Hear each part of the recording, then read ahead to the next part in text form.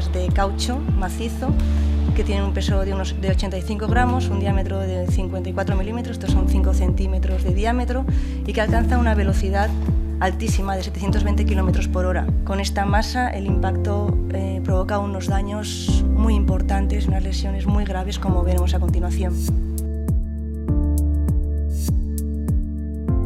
Es imposible calcular la trayectoria de una bala de goma y por lo tanto disparar un proyectil que sale a 700 y pico kilómetros por hora es una brutalidad, la energía con la que sale un proyectil. Incluso después del rebote el proyectil acaba teniendo una capacidad lesiva tremenda. Entonces cuando ves esto en urgencia realmente es muy impresionante, no estamos acostumbrados a tener pacientes con lesiones de guerra.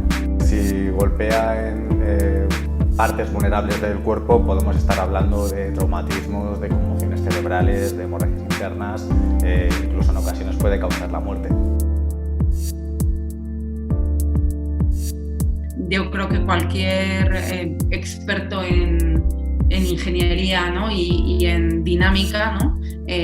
Nos puede plantear que el uso de bala de las pelotas de goma, de las balas de goma, de este tipo de material antidisturbio tiene, no alcanza el estándar mínimo de garantías sobre el uso de la fuerza que requerimos en el Estado de Derecho.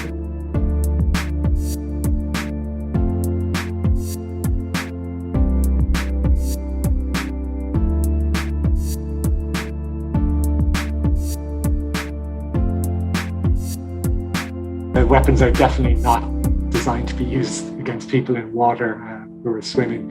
El uso de material antidisturbio en la playa de Tarajal está probado, ¿vale? De hecho, la Guardia Civil aportó a requerimiento nuestro, a requerimiento del juzgado previa solicitud nuestra, una diligencia donde se hacía constar cuál era el material antidisturbio que se había utilizado en concreto. ¿Vale? Ellos hablaban de 5 botes fumígenos, esto es que tenían humo pero no lacrimógenos, 155 pelotas de goma y 350 detonaciones de salvas de fogueo que no llevan munición real pero que suenan como un disparo, ¿no? And so obviously if you use a certain type of weapon in a way that will then become uncontrollable because you have these ricochets or you have, these rubber bullets bounce off walls or the ground, or you fire tear gas canisters at the wrong height, then you're deliberately or consciously taking the risk, and counting, basically expecting that it will cause these types of effects. So that would already amount to cruel and human degrading treatment. And just to remind also everybody that there is a treaty obligation to prevent. Y bueno, pues allí estando en el hospital, pues yo decía que a mi hijo le habían dado un boquete muy grande, que tenía un boquete pero también decía, me lo han dado con la bola bien dada, pero mi hijo, ¿por qué no se va a salvar? Se tiene que salvar. Ese era mi lema, ¿no? Y no. Nosotros pasamos la noche allí, Manu y yo además que soy de energía, de positiva, mi hijo allí, pero no. Y luego pues el lunes cuando murió, pues a las 7:30 de la mañana nos llaman que iríamos porque le tenían en coma inducido. Qué horror. Nunca hubiera imaginado que por salir a manifestarme me disparara la policía y perdiera un ojo, ¿no? Yo estaba de espaldas, me giré porque Luis, mi pareja, estaba conmigo, me giré para ver si venía y también pues para comprobar si los policías estaban ahí, si yo qué sé qué estaban haciendo, ¿no? Y entonces fue cuando recibí el impacto en la cara al momento de girarme, ¿no? Si no me hubiera girado, el impacto me hubiera dado aquí atrás y igual hubiera sido peor que lo que hemos vivido, ¿no? Y ahí ya yo estaba en shock. Yo sabía que algo me había impactado en la cara, pero no sabía ni qué era, ni qué tenía, ni nada. Y entonces le pregunté a Lluís, que me han dado, tengo algo, ¿qué me pasa? El ojo no veo, le decía, no veo, tengo algo en el ojo, ¿qué tengo? Y él me miró, hizo una cara así como diciendo, es que no tienes ojo.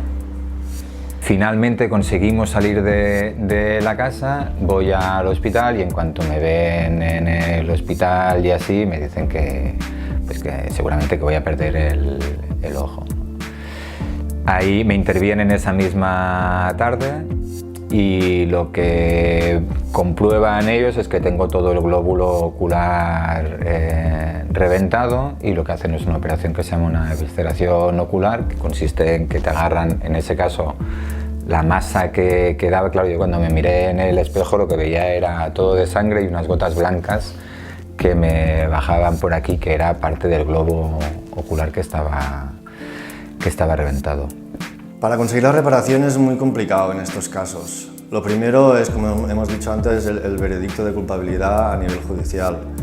Luego la petición expresa de disculpas por parte del gobierno español. Pero no solo la prohibición de este tipo de armamento es completamente indispensable para empezar un poco el proceso de esta reparación, ¿no?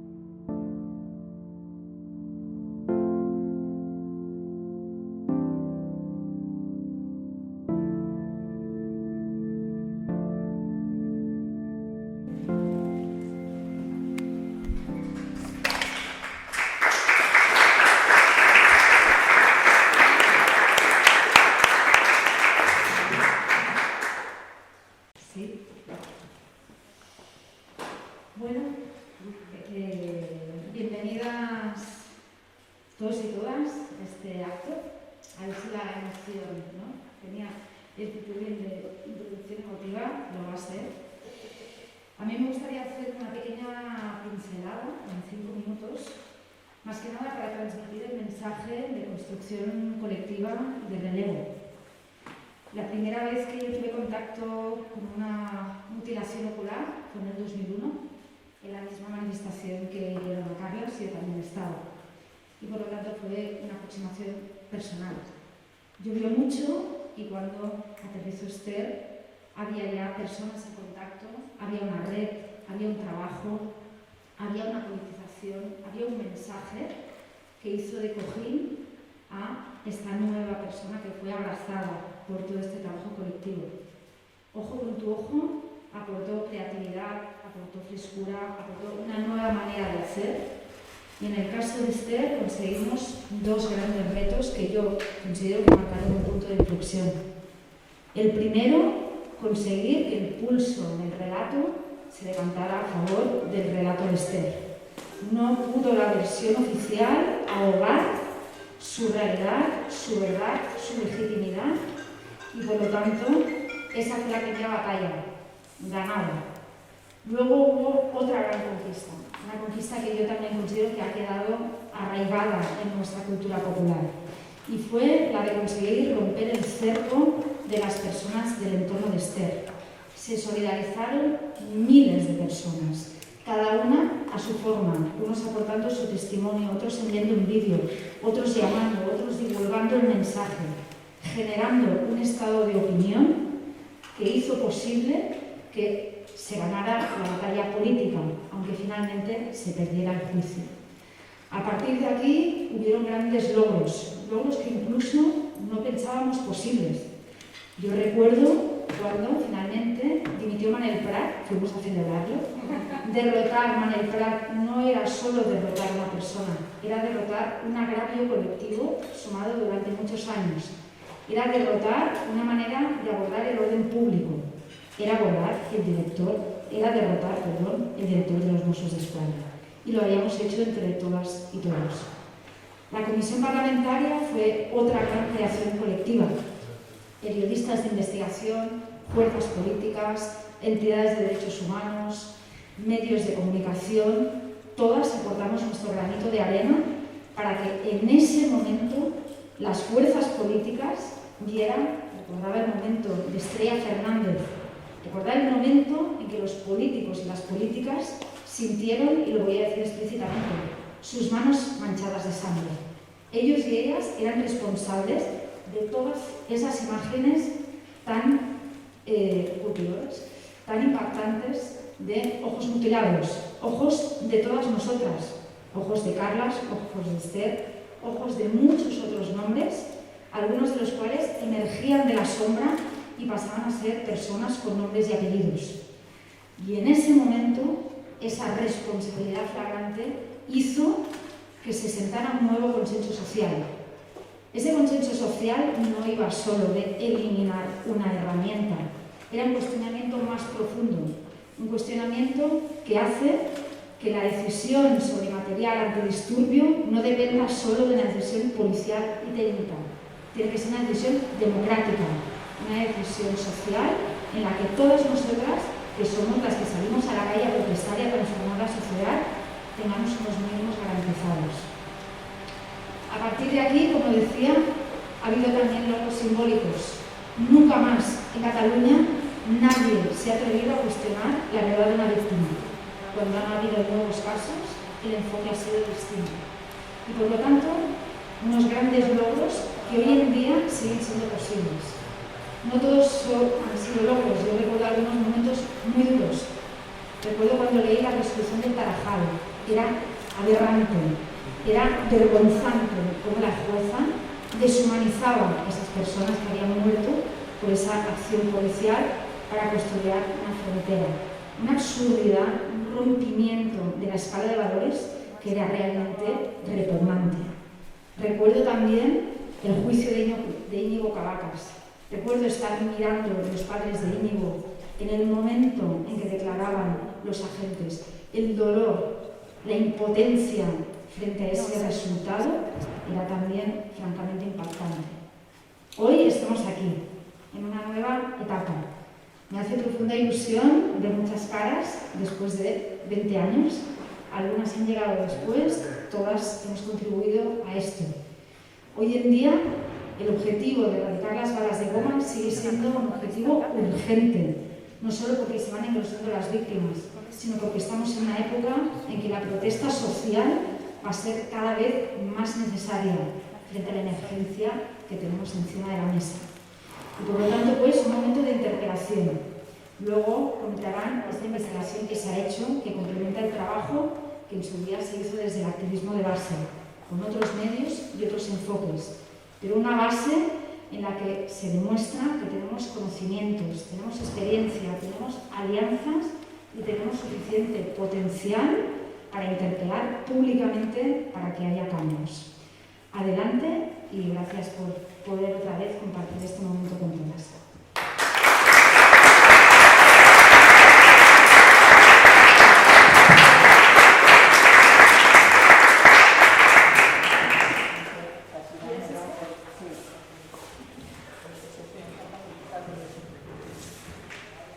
Hola. Bueno, lo primero soy Begoña Ladana, vengo en representación de Legalsol y lo primero quería agradeceros dos cosas. La primera, haber invitado a este acto.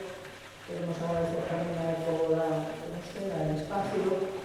Y la segunda, agradecer a todas las personas que han contribuido a la elaboración del informe.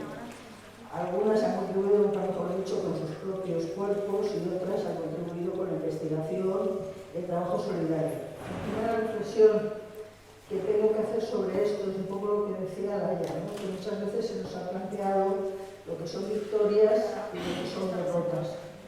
Vivimos en una sociedad que se mide muchas veces por el éxito, ¿no? Y en este caso, como en tantos otros, el trabajo de muy poca gente, de verdaderamente muy poca gente, puede llegar a resultados tan notorios como los que destacaba Laia. Sobre todo, a forjar un discurso diferente y a cambiar el paradigma en el concepto de seguridad ciudadana. Yo creo que este informe va enfocado directamente a ese objetivo. Y mi intervención aquí también.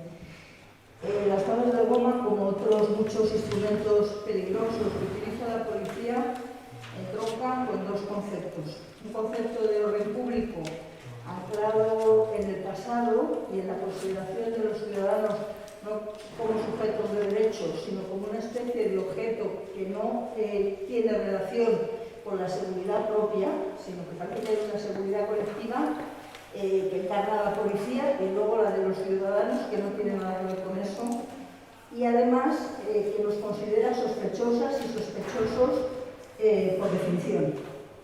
Y tiene también un segundo punto de vista, que a mi juicio es muy peligroso, que es el derecho al castigo.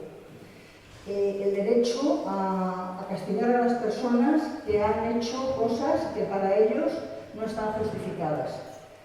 Y con ese derecho al castigo lo utilizan proporcionalmente como ellos juzgan conveniente y lo utilizan con instrumentos que sirven para castigar. Este paradigma yo creo que es el que hay que empezar a cambiar. Hay que cambiar el concepto de seguridad ciudadana a un concepto de seguridad de las y los ciudadanos, de las personas que formamos parte de la sociedad. Y hay que acabar finalmente con el concepto del derecho a castigo por parte de las fuerzas y cuerpos de seguridad del Estado. Haya hecho lo que haya hecho cualquier persona, nadie tiene legitimación para castigarla, y mucho menos para provocarla lesiones y sufrimientos y padecimientos graves.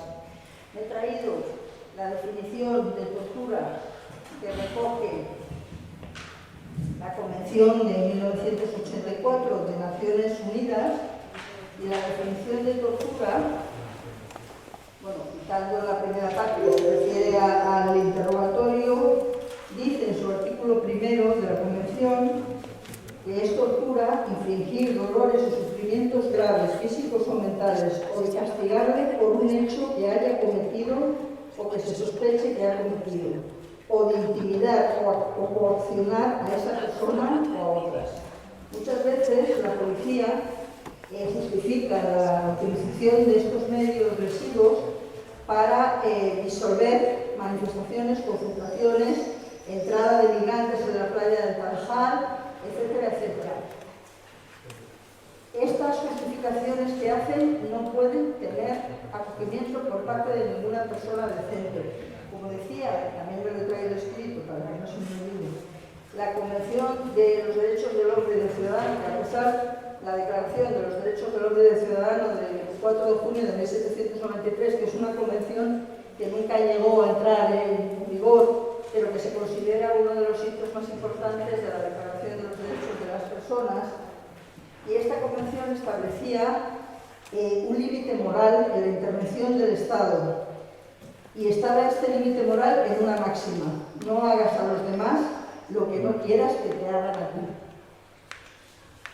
Lo que no puede ser es que haya desde los primeros albores de la democracia tal cantidad de personas heridas e incluso fallecidas por estos medios peligrosos. Yo solamente llevé una vez uno, que lo llevamos por vía administrativa. Era un muchacho que, como muchas de las personas que han sufrido estas lesiones, estaba en una manifestación de estudiantes en el Ministerio de Educación, se marchaba ya a casa porque estaba interviniendo la policía, y se giró para ver qué pasaba, para ver si la policía venía, para lo que fuera. Él se giró y en ese momento le impactó el proyectil en el ojo. Finalmente se le indemnizó. Pero no se trata de la reparación, como se decía antes y como decían algunas de las personas que intervienen en el vídeo, la reparación no es solo una reparación económica o una reparación de castigo a los culpables. La reparación que requieren las víctimas, que necesitan las víctimas, es conseguir que estos medios no se vuelvan a utilizar nunca, ¿no? En Madrid ha habido también muchos casos de lesionados y de muertos, y quiero recordar el caso de Usino Gallego, que es un hombre que participaba en una manifestación en 1979, ya sé que hace mucho de esto, pero bueno, que participaba en una manifestación para denunciar nada más y nada menos que la escasez de agua, ¿no? Que era una manifestación pues, de carácter ciudadano, pacífico, normal, y que recibió un impacto de una pelota de goma y falleció. Por esa razón, yo creo que iniciativas como estas son muy necesarias, ¿no? Y por eso quiero terminar volviendo a agradeceros y volviendo a recordar este límite moral, de que a ninguno nos gustaría que nos hicieran esto y no nos gustaría hacérselos a los demás. Y pedimos que el Estado tenga este mismo límite moral que es el necesario en la interpretación de los derechos de las personas. Gracias. Hola, sí, vale. Hola, muy buenas tardes a todas. Yo soy Clara Calderón, de Novart, y soy parte del equipo de investigación que hemos realizado este informe, el informe Stop Balas de Goma, conjuntamente con Centra y Lidia.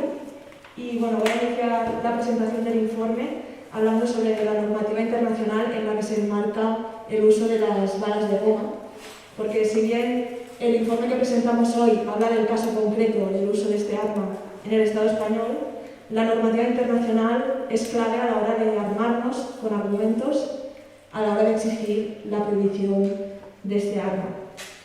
Y bien, el marco legal que presentaré a continuación se divide en tres niveles principales, ¿no?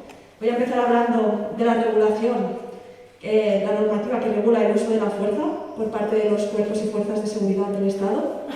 En segundo lugar, hablaré de la regulación específica, la normativa en relación al uso de la fuerza en funciones de mantenimiento del orden público. Y en tercer lugar, concretamente la normativa que regula el uso de las armas menos letales, en la que se incluyen los proyectiles de energía cinética, que de alguna forma serían la familia a la que pertenecen las balas de goma, que son nuestras protagonistas en el día de hoy. Y bien, después de exponer algunas ideas claves sobre estos tres ámbitos, pues cerraré la presentación con algunos posicionamientos internacionales importantes a favor de la prohibición de este arma. Pues empecemos por el uso de la fuerza. Como bien sabemos, y algunas de las que estamos aquí por experiencia propia, ¿no? Las fuerzas y cuerpos de seguridad pueden utilizar la fuerza para hacer cumplir la ley, pero este uso de la fuerza tiene límites. Y estos límites se encuentran en el derecho internacional de los derechos humanos, ¿no? Ya existen unas normas que nos dicen cuándo y cómo puede usarse la fuerza y cuándo y cómo no. Esta normativa se recoge en dos documentos principales, y no voy a dar mucho la chapa con esto, que sé que es la parte pesada, pero bueno, son dos documentos emitidos por las Naciones Unidas, que son muy importantes: el Código de Conducta de los funcionarios encargados de hacer cumplir la ley de 1979 y los Principios Básicos en el empleo de la fuerza de 1990. Este segundo documento es muy importante porque nos dice que el uso de la fuerza siempre tiene que seguir los principios de legalidad, de proporcionalidad, de precaución, de no discriminación, de necesidad y de rendición de cuentas. Y bueno, un pequeño spoiler, pero en el uso de las balas de goma en el Estado español, pues muchas veces, bueno, la mayoría o todas, no se respetan. Y después pasamos al segundo ámbito de normativa sobre el que quería hablar, que es el que se refiere al uso de la fuerza en el mantenimiento del orden público. Y esto es importante y lo hemos considerado relevante a la hora de hacer este informe, porque el mantenimiento del orden público hace referencia a situaciones de contexto de protesta, movilizaciones como celebraciones futbolísticas, por ejemplo, o incluso situaciones que se dan en contexto de frontera, ¿no? Entonces, cuando hablamos de balas de goma, pues nos interesa porque la mayoría de los casos se dan en estos contextos. Y bueno, existe una normativa específica que hace referencia a estas situaciones, que básicamente lo que hace es proteger el derecho a la vida y el derecho a la libertad de reunión y de manifestación. Y esta normativa lo que dice básicamente es que los manifestantes tienen, o sea, cuando se están manifestando, pues tienen que tener respetados sus derechos humanos, por mucho que la manifestación sea considerada ilegal por parte de las autoridades, ¿no? Incluso, más importante todavía, en el tema que nos ocupa hoy, que las fuerzas policiales tienen el deber de distinguir entre aquellas personas que quizás en una manifestación están teniendo un comportamiento violento y aquellas que no. Entonces, en ningún caso se puede dispersar una manifestación en el que hay personas que están manifestando pacíficamente, porque aunque haya algunos individuos que estén teniendo un comportamiento violento, no se puede ver afectado el derecho de manifestación de las demás. Y bueno, también es importante recordar que la prohibición de tortura y de malos tratos sigue vigente a pesar de que se estén cometiendo actos que sean considerados ilegales o incluso violentos. Y por todo ello, en resumen, la normativa internacional prohíbe que se utilicen armas menos letales indiscriminadas como son las balas de goma para dispersar una manifestación. Y finalmente pasamos a hablar al tercer punto, que es la normativa sobre armas menos letales, y destacar que existe una normativa, pero bueno, hay que decir que una normativa específica sobre las armas menos letales solo existe desde 2020. ¿Por qué? ¿No? Pues bien, las armas menos letales, que incluyen gases lacrimógenos, porras, proyectiles de energía cinética como las balas de goma, pistolas eléctricas, cañones de agua, etc. Estas armas, ahora, desde 2018, la comunidad internacional las llama menos letales, pero hasta hace nada las llamaba no letales, es decir, las consideraba que no eran letales. Y se ha infravalorado muchísimo su potencial letal y su potencial lesivo. Esto ha llevado a una infrarregulación de este tipo de armas. Y bien, dentro de esta tipología de armamento encontramos los proyectiles de energía cinética. Y dentro de estos, pues, nuestras queridas balas de goma, irónico. Y bueno, aquí, ¿qué nos interesa? La normativa internacional nos dice que las balas de goma solo pueden utilizarse, bueno, los proyectiles de energía cinética, entre ellos las balas de goma, solo pueden utilizarse cuando existe una amenaza inminente de lesión o de muerte para el agente de seguridad o para una tercera persona. Después, además, dice que se tienen que disparar de forma directa a la parte inferior del cuerpo. Y está totalmente prohibido el disparo por rebote.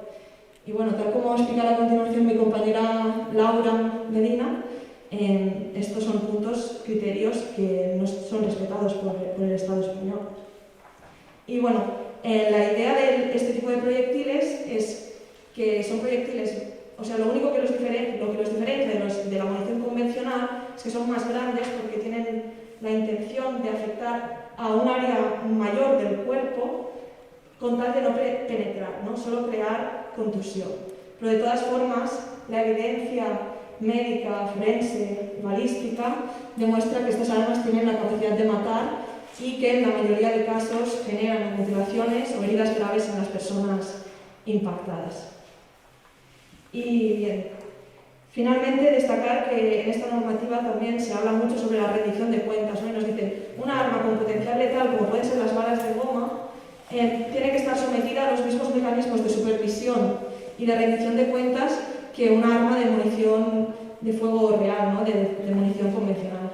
Y bueno, y esto también, tal como veremos en la exposición de hoy, tampoco es respetado por el Estado español. Y finalmente, para acabar con la intervención sobre el marco internacional, destacar algunos posicionamientos importantes a favor de la prohibición. Destacar que el Parlamento Europeo, por ejemplo, ya desde los años 90 ha emitido diversas resoluciones pidiendo que se prohíba este arma en los distintos países de la Unión Europea. Actualmente las balas de goma ya no se usan en países como Austria, Dinamarca, Finlandia, Suecia, Irlanda, Noruega y Rumanía, así como en la mayoría de estados de Alemania. Y finalmente destacar algo que ya hemos visto en el vídeo, ¿no? Que es como el relator de Naciones Unidas sobre la tortura nos decía que el uso excesivo de la fuerza en un contexto de control de orden público, sumado al hecho de que los propios cuerpos policiales al usar este arma están asumiendo el riesgo de que el arma es incontrolable, ¿no? Pues que esto hace que en muchas ocasiones el uso de este arma pueda equivaler a un trato cruel o degradante. Y con todo esto cierro la parte internacional y le doy paso a mi compañera Laura Medina Medina para que nos cuente la normativa del Estado español. Muy bien, gracias Clara y a todas por estar aquí hoy. Y voy a hacer un breve repaso sobre el contexto legal del uso de las armas de goma en el Estado español, sobre todo centrándonos en el uso por parte de la Policía Nacional, haciendo una breve referencia al tipo de arma y al proyectil. Con la poca información, ¿no?, que hemos tenido acceso, a veces por el contenido de la respuesta de una pregunta parlamentaria, por la información que tenemos, por el acceso a un procedimiento judicial, de entrevistas, porque la información no es pública, ¿no? De hecho, en el marco de esta investigación se solicitó información técnica y de otro tipo al Ministerio del Interior y la respuesta fue precisamente que no se podía facilitar esta información porque afectaba a la seguridad nacional y a la seguridad pública y podía poner en riesgo a los agentes y las operaciones políticas. De aquí estamos. Como sabéis, ¿no?, los agentes del Cuerpo Nacional de Policía tienen permitido el uso de las balas de goma en todo el territorio español. Se utilizan las unidades de intervención policial, pero también pueden utilizarlas otras unidades. Lo que hemos tenido conocimiento es que la Policía Nacional utiliza una escopeta, que es un modelo que se llama Franchi SPS 350, que es un arma italiana, pero según una organización, Omega Research Foundation, no descartan que también puedan utilizar otro modelo. Lo que se hace es que con esta arma lo que se le une es, por un lado, una bocacha de proyección y por otro lado un reductor de energía. La bocacha de proyección es un elemento cilíndrico que se coloca, ¿no?, en el final del cañón y donde se aloja la bala de goma antes de ser disparada. Y luego el reductor de energía es, ¿no?, otro elemento que se coloca entre la bocacha y el cañón para controlar la energía a la que sale el proyectil, ¿no? Puede estar abierto, semicerrado o cerrado. Incluso dice la normativa que se tiene que utilizar ese reductor de energía siempre que se utilicen funciones de orden público. Pero ¿cuál es el problema? Es que no existe ningún mecanismo de trazabilidad, de saber si ese agente en concreto ha utilizado o cómo ha utilizado el reductor de energía. Además, añadido a que las balas de goma no tienen ninguna marca para también poder concretarla, ¿no?, de qué pistola, ¿no?, de qué arma salió y qué agente la disparó. Centrándonos en el proyectil, ya salía del vídeo, ¿no?, son balas de caucho macizo que pesan alrededor de 80-85 gramos. Lo que sucede es que cuando esos proyectiles, ¿no?, salen disparados, las balas de goma, se achatan, se deforman y adquieren una forma, ¿no?, puntiaguda, que eso hace e incrementa su potencial lesivo. Lo que tenemos constancia respecto a la normativa que existe y que regula su uso por parte de la Policía Nacional es una circular del año 2013 que fue elaborada por la Comisaría General de Seguridad Ciudadana y un manual que tienen, ¿no?, que está actualizado que usan las unidades de intervención policial. ¿Qué dice esta circular? Esta circular es muy breve. Es muy interesante porque no dice que cuando se pueden utilizar, dice textualmente, ¿no?, que se podrán utilizar cuando las circunstancias lo requieran en los términos recogidos en el protocolo de empleo progresivo de medios, que se podrán utilizar contra individuos o grupos de agresores cuya actitud entrañará un riesgo para policías o ciudadanos o causará daños materiales. Eso después de que lo autorice el responsable del dispositivo policial. Luego hace referencia a que pueden utilizar dos tipos de cartuchos. Uno de tipo A, que es de color verde, pensado para distancias superiores a 50 metros, 25 o incluso 15 metros, en casos de peligrosidad extrema, le llaman, y también cartuchos de tipo B, que son cartuchos de color negro, que los puedan utilizar a distancias superiores a 75 metros. ¿Qué destacamos esta regulación, que es muy breve y establece algún aspecto más? El primer aspecto es muy relevante es que ese protocolo de empleo progresivo de medios no existe. No existe y así ha sido reconocido por la propia Dirección General de la Policía. En una contestación, ¿no?, a la Defensora del Pueblo en el año 2014, y también lo sabemos por algún procedimiento judicial en el que la Dirección General de la Policía ha dicho que ese protocolo en sí mismo es la circular, por lo tanto que no existe. Pero lo que es más relevante es que estos supuestos de uso que establece la circular no se adecúan, no se ajustan a la normativa internacional, que es muy estricta en este sentido, ¿no? No prevé que se puedan utilizar de manera genérica, ¿no?, contra individuos o contra personas que se consideren agresoras y mucho menos en caso de que se puedan causar daños materiales. La normativa internacional únicamente permite el uso de estas armas en caso de una amenaza inminente, de una lesión o incluso en caso de muerte. Y un tercer elemento que es destacable es que esta normativa, que es muy breve, no establece cómo disparar, cómo se debe utilizar este arma y qué partes del cuerpo incluso, ¿no?, deberían evitarse, ¿no? Un elemento que también ha sido muy criticado por organizaciones internacionales de derechos humanos y también es contrario a la normativa internacional que dice claramente, ¿no?, que no se puede disparar contra partes sensibles, especialmente contra la parte superior del tronco. Y esto enlaza con un elemento muy importante del uso de estas armas, que es el disparo, ¿no? Estas armas, las balas de goma, son propensos a seguir una trayectoria que es muy precisa, es muy inestable. E incluso después, ¿no?, comentaba en el vídeo, pues después de rebotar en el suelo, son altamente imprecisas, lo que hace incrementar muchísimo su potencial lesivo y también incrementa las posibilidades que tienen de impactar en partes sensibles, en el rostro y en la parte del tronco. Incrementa mucho su peligrosidad, son muy aleatorias y por eso son letales. Además de que sabemos que el uso que hacen los funcionarios policiales, por las indicaciones que ellos mismos dicen que tienen, es que reboten el suelo.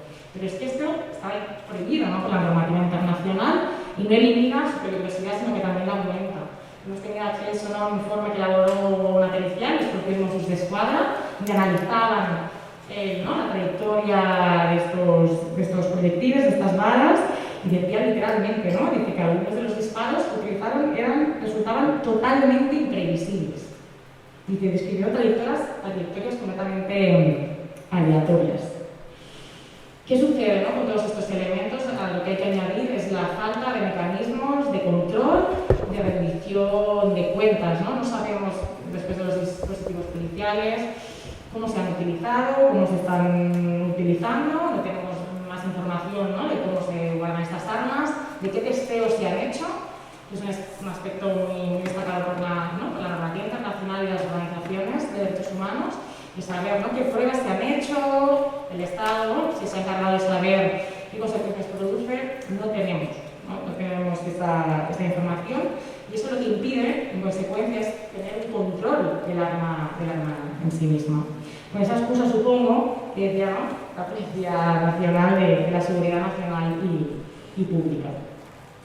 Esto incluso lo destacó la Defensora del Pueblo en el año 2014, donde dijo que esta normativa, que la propia policía dijo que tenía, que esta circular y ese manual, era completamente insuficiente y proponía un contenido mínimo. Y la contestación de la Dirección General de la Policía fue que el contenido de la normativa que tenían vigentes, ¿no?, eran suficientes. Dijo textualmente. A nivel europeo también se han hecho recomendaciones, ¿no?, y alertas respecto a la alta lesividad de estas armas. En el año 2013, por ejemplo, el comisario para los derechos humanos del Consejo de Europa expresó, ¿no?, su preocupación por la utilización de estas armas, haciendo referencia, ¿no?, a la muerte de Íñigo Cabacas, y recordaba también el posicionamiento del Comité Europeo para la Prevención de la Tortura, ¿no?, que también ha establecido que mínimo estas armas deben utilizarse con las mismas garantías, ¿no?, y con el mismo cuidado de las armas de fuego. Muy brevemente, simplemente recordar que las policías autonómicas, ¿no?, tienen prohibido el uso de estas armas, ¿no? Chancha, Policía Foral de Navarra, Mossos d'Esquadra, hace algunos años que no las utilizan. Y por parte de la Guardia Civil, después de que el 6 de febrero de 2014 murieran, ¿no?, 14 personas en el Tarajal, después de que la Guardia Civil, ¿no?, pues disparara más de 145 balas de goma, se hizo público que la Guardia Civil había emitido una supuesta instrucción verbal para que solo se utilizaran estas armas en caso de que fuera extremadamente necesario. Desconocemos si esta instrucción verbal sigue vigente, si no sigue vigente, si se materializó por escrito, porque no tenemos más información al respecto. Le paso la palabra a mi compañera, Irene. Gracias, nombre.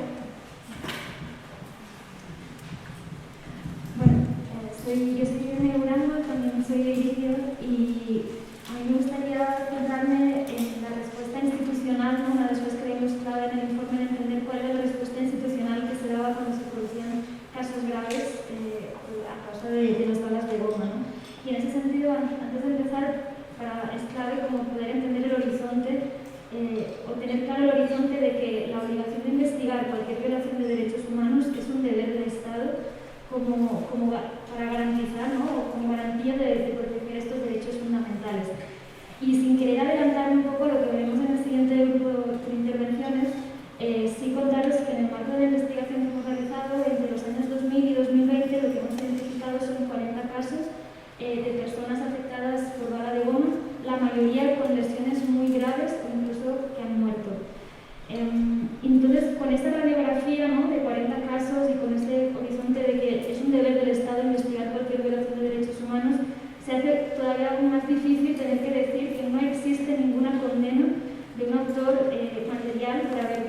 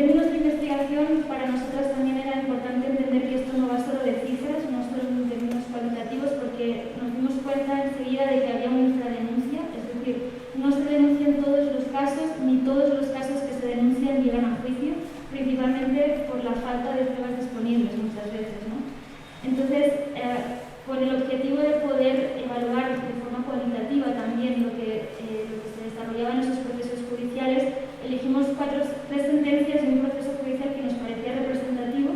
Estos fueron las sentencias del caso de Esther Quintana, de Carlos Villor y de Íñigo Cavacas, así como algunos actos y resoluciones del proceso de Roger Español. Y lo que podemos identificar es que, si bien había muchas causas que coinciden en términos de la existencia de una impunidad sistemática, había unos puntos que eran claves de destacar, ¿no? Que muchos de ellos coinciden con otros casos de violencia institucional, pero que en el caso de las balas de goma pues, eran todavía más evidentes, ¿no? El primero de ellos es la imposibilidad de poder identificar al autor o a la gente que efectuó el disparo, y esto en términos penales pues, tiene una implicación muy clara, y es que sin un autor identificado no puede haber condena. En ese sentido también recordar que al Estado español el Tribunal Europeo de Derechos Humanos ya le ha llamado la atención por estos hechos, además en una sentencia reciente relacionada con las movilizaciones de Rodea al Congreso en el año 2012. Y también mencionar que en ese sentido es clave entender el actual proceso que se está llevando a cabo en el caso de Roger Español, porque es la única vez en la que se ha podido identificar al autor material, o bueno, a la gente que le disparó, gracias al vídeo que grabó un periodista de La Directa, y eso ha sido clave a la hora de adelantar este proceso. También, y ahí es muy importante entender que no es solo la imposibilidad de identificar a la gente porque no va bien identificado, eso también es un punto clave, es decir, la no buena identificación en el traje policial impide muchas veces que se sepa quién ha sido, pero también por la falta de trazabilidad de la arma en sí misma, como contaba Laura, es muchas veces imposible saber de qué arma se disparó una bala de goma porque no existe el mecanismo en términos balísticos que pueda determinarlo, ¿no? Entonces, eso es clave finalmente para que en muchos casos, como os comentaba, pues no se pueda terminar sabiendo quién ha sido el que disparó. En segundo lugar, también hemos identificado este corporativismo policial mal entendido, en el sentido de que es muy difícil, es decir, en los casos que hemos analizado, en ningún caso el cuerpo policial aportó verdad sobre lo ocurrido. Es más, incluso en el caso de Esther Quintana, no solo no se pudo identificar a la gente que la había disparado, sino que tampoco se pudo saber en sede judicial qué tipo de proyectil le había impactado, si bien todos los informes policiales, que además tuvo que aportar Esther, apuntaban a que había sido una bala de goma, ¿no? Luego también es muy importante un tercer punto que hemos identificado, que es otro de los techos muchas veces en este tipo de procesos, es la imposibilidad de salir del autor material de los hechos, como si dijéramos, ¿no? Y en ese sentido recogemos en el análisis de la sentencia de Íñigo Cavacas la importancia de que, al menos en las sentencias, sí se reconoce esa estructura jerárquica de los cuerpos policiales, bajo el entendido de que hay una responsabilidad de mando de los agentes es decir, hay una responsabilidad del mando frente a los agentes que están bajo su cargo, ¿no? Y eso es muy importante que se reconozca, porque finalmente es esto, los mandos tienen una posición de garantes muy, muy importante. Y ya por último también mencionar, y eso Begoña ya lo contaba en la introducción, ¿no? De que en términos de reparación, si nos centramos solo en lo que tiene que ver con reparación económica, también hemos identificado pues, que hay una falta también de reconocimiento en ese sentido. Solo 8 víctimas llegaron a recibir indemnización económica, muchas de ellas fruto de un acuerdo con la Generalitat de Cataluña. Eso implica también, o evidencia que hace falta voluntad política también para poder reparar. Y no obstante, insistimos también en la idea de que la reparación no es solo económica, sino que también hay un tema de reconocer los hechos. La mayoría de ellas, de las personas afectadas, tuvieron que enfrentarse a una institucionalidad que les negaba su relato, que negaba lo que les había ocurrido, y además de ese reconocimiento es fundamental las garantías de no repetición, y para que nadie más vuelva a ser víctima de una bala de goma es imprescindible que las balas de goma se prohíban. Yo os animo a leer el informe completo, lo que encontraréis hoy es un resumen. Os animo también a leer el informe completo, porque ahí es donde recogemos sobre todo los testimonios de todas ellas, sus voces, que ahora las vais a poder escuchar también, pero que de alguna forma es importante también recuperarlas después de tantos años negadas,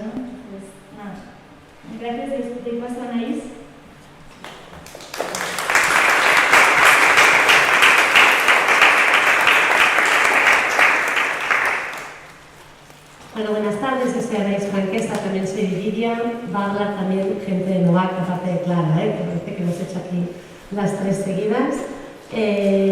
Yo quiero aprovechar también la ocasión para dar gracias a las personas que lleváis 20 años, ¿no? Como decía Laia, luchando por esto, y todas las que algunas se han añadido hace menos, otras también llevamos bastante tiempo, ¿no? Y efectivamente esto va de luchas colectivas, de caminos compartidos, y es solo así como se consiguen cambios, ¿no? Y el día de hoy, por lo tanto, hay esta mezcla de emoción, de sentirnos que estamos juntas en todo esto, y que además incluye el punto de liberación. Por fin hemos acabado el informe, ¿no? No ha sido fácil, efectivamente aquí lo que tenéis es un resumen ejecutivo. Hemos dedicado mucho tiempo siguiendo ya el informe que hizo Estompadas de Goma también, ¿no? En el año 2013, que fue clave, y que obviamente, como decíamos también, ¿no? Se hizo pues con otros medios, pero con otros medios, pero buenísimo. O sea, y aquí lo que hemos intentado es ampliar eso, teniendo en cuenta que además la Policía Nacional y la Guardia Civil usa otro tipo de arma, y había, en este sentido, pues la más absoluta, digamos, era el absoluto desierto, ¿no? No había ningún informe en el Estado español que hablara de este tipo de armas, y tampoco los hay en muchos otros lugares, porque uno de los problemas que tenemos, que han ido diciendo, ¿no?, es la falta de transparencia por parte de los cuerpos policiales, por parte del Estado, por parte de las empresas armamentísticas. Obviamente es muy difícil comparar modelos, es muy difícil saber qué arma utilizan unos y qué utilizan otros, para saber exactamente, ¿no?, poder hacer estas comparativas de impacto. Vemos que no ha sido nada fácil, como os podéis imaginar. A mí me toca hacer un poco las conclusiones y las recomendaciones del informe. Lo voy a hacer, pero no lo voy a hacer mucho, en el sentido de que las tenéis aquí escritas y digamos que sabemos todas, y además las han ido explicando muy bien mis compañeros, que también aprovecho para agradecer y reconocer el grandísimo trabajo que han hecho todas ellas. Irene coordinando la publicación del informe, y pues porque es eso, ¿no? Porque también es importante reconocer cuando el trabajo está bien hecho. Y nada más apuntar 4 ideas clave. Son armas altamente lesivas, son armas potencialmente letales. A eso se le une que son armas imprecisas, es decir, que cuando se disparan no se sabe dónde van a impactar. Lo que sí se sabe es que si impactan en el cuerpo humano pueden causar mutilación e incluso la muerte. ¿Cómo puede ser que en el siglo XXI se estén usando este tipo de armas contra nadie? Ni en contexto de manifestación, ni en contexto de celebraciones futbolísticas, ni en contexto, por supuesto, de personas que están nadando en el agua. Es que en ninguno de los supuestos pueden usarse estas armas. No deberíamos estar aquí. Las pelotas de goma, no, las balas de goma deberían estar prohibidas desde hace mucho tiempo. De hecho, no se deberían haber usado directamente, ¿no? Otra cosa importante, uno de los contextos en los que se ha usado, y estamos acostumbradas, lo hemos visto, lo hemos sufrido, es, ¿no?, las manifestaciones.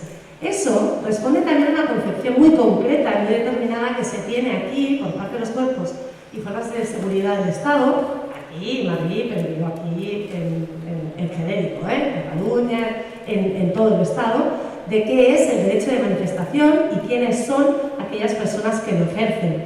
Y aquí, igual en el resumen ejecutivo no, pero estoy segura que en el informe completo sí, hay una cita del manual de la Policía Nacional, de los que usan, ¿no?, para la formación de las fuerzas y cuerpos de seguridad, en que se habla del derecho de manifestación, ¿no?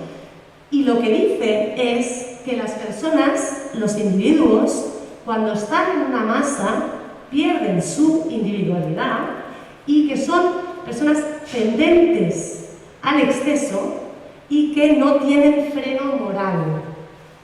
Atención, esa es la formación que reciben los agentes de los cuerpos y fuerzas de seguridad del Estado. Luego nos extraña que se use ese tipo de armamento para dispersar manifestaciones, a pesar de que, obviamente, el derecho internacional prohíbe tajantemente el uso indiscriminado contra una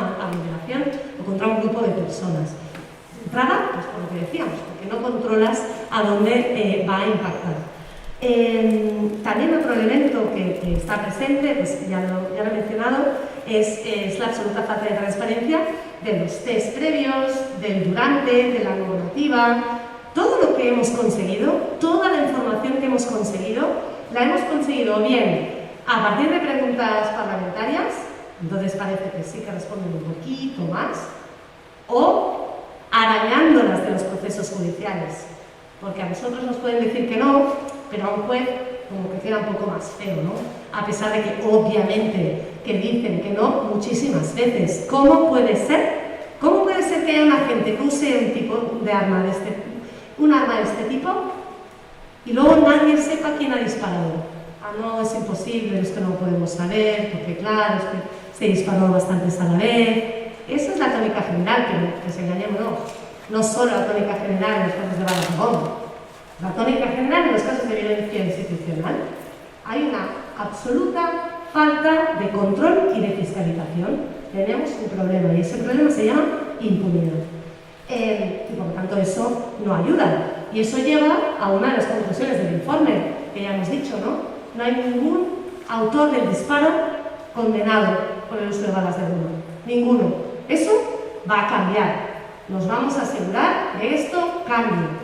Pero no puede ser que tras 20 años no haya ninguno. Y por lo tanto, lo que nos pasa en los procedimientos judiciales en los que somos parte es que todo el impulso de la investigación, todo recae en la persona afectada y por lo tanto en la acusación particular o popular, cuando las hay.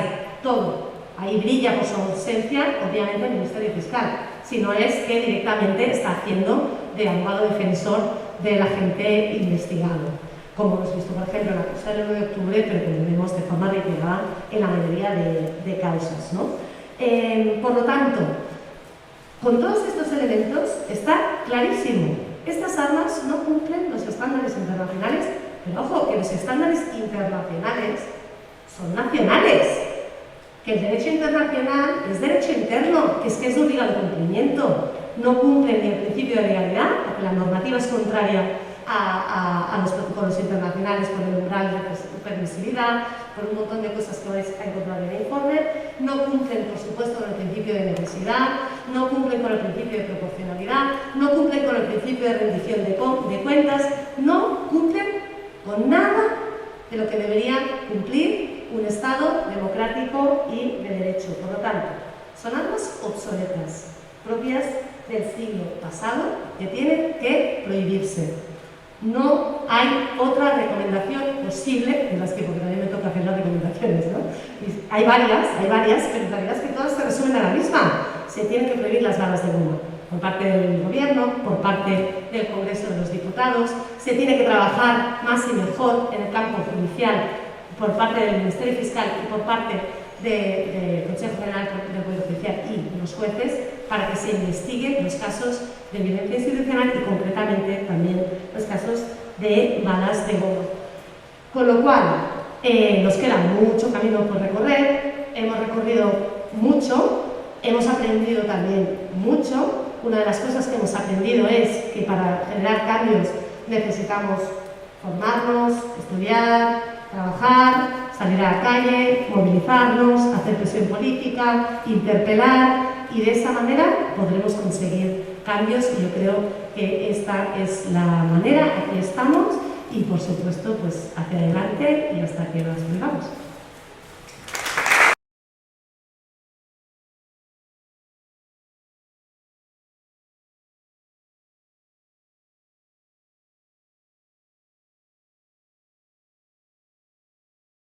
Muchísimas gracias, compañeras. Bueno, yo soy Selina Ligara, también formo parte de este equipazo de redacción e investigación de este informe. Formo parte de NOVAC, junto con mi compañera Clara. Y bueno, nos hemos adentrado ya en la... ¿Me escucháis bien? Sí. Nos hemos adentrado ya en la última parte de este evento, que sería como la parte más de compartir.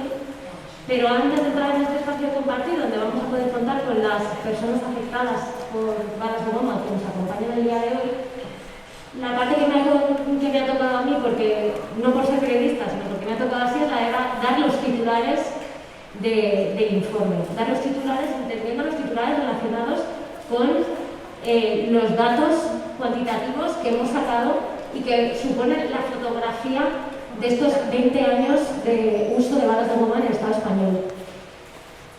Desde el año 2000 ha fallecido una persona por el impacto directo de una bala de goma. Esta persona es, como sabéis, Íñigo Cabacas. 11 personas han perdido la visión de un ojo. 11 personas han fallecido en la playa de Tarajal ahogadas mientras la Guardia Civil disparaba contra ellas. Y no solo disparaba balas de goma, sino también disparaba botes fumígeros y se contabilizaron un total de 145 balas de goma lanzadas contra estas personas que estaban intentando cruzar la frontera. De las 40 personas afectadas que recogemos en este informe por impacto de bala de goma, 37 eran hombres, 3 eran mujeres y la media de edad del afectado por la bala de goma es de unos 30 años. El Estado español no dispone de registros oficiales que den cuenta de la totalidad de las personas muertas o personas afectadas por las balas de goma. Esto dificulta enormemente la capacidad de ofrecer una respuesta institucional efectiva. Los únicos registros, como han comentado mis compañeras, han sido elaborados por la propia sociedad civil, por medio de artículos periodísticos o informes de las mismas organizaciones de víctimas que nos acompañan el día de hoy. Es importante destacar que estos datos no pueden reflejar de manera completa una problemática tan compleja. Los impactos de proyectiles de balas de goma se han producido en el 45% de los casos en la frontera de Ceuta, en un 27,5% en contexto de protesta y en un 27,5% en contextos de celebraciones futbolísticas. Los miembros y cuerpos de seguridad del Estado responsables, y insisto mucho que se me entienda vivo responsables de dichas afecciones, son en un 43,6% de los casos la Guardia Civil en la frontera sur, en un 35,9% los Mossos d'Esquadra, en un 15,4% la Policía Nacional y en un 5,1% la Ertzaintza. Recordamos una vez más que la normativa de la ONU prohíbe disparar en la cabeza, en el cuello, en el pecho y en la ingle. Y sin embargo, más de la mitad de las víctimas documentadas en este informe, en esta investigación, concretamente el 69%, recibieron impactos en la zona de la cabeza y en el tronco. En estos casos, el perímetro ocular fue la zona más afectada, con 13 casos. De estos 13 casos, 7 terminaron con una mutilación del globo ocular y 4 de estos casos con pérdida de visión. A todas estas lesiones, que son físicas, habría que sumarle también las repercusiones psicológicas y sociales que supone ser un afectado, ¿no? por este momento. Insisto, una vez más, porque me gustaría que fuera una de las ideas con las que saliéramos todas de aquí, que en ninguno de los 40 casos registrados en este informe, en ninguno, se ha condenado al autor material de los hechos. Esto no puede ser así. Y como ejemplo y como momento, ¿no? Porque siempre hablamos de datos, siempre investigamos, siempre hablamos, ¿no? Por otras voces, pues queríamos romperlo hoy y por eso queremos invitar pues, a las personas también que nos han ayudado muchísimo, que han sido parte fundamental en la investigación. Así que os cedo el asiento y charlamos un poquito. Carlos, Roger, Esther, Carlos, anda que puedo bien.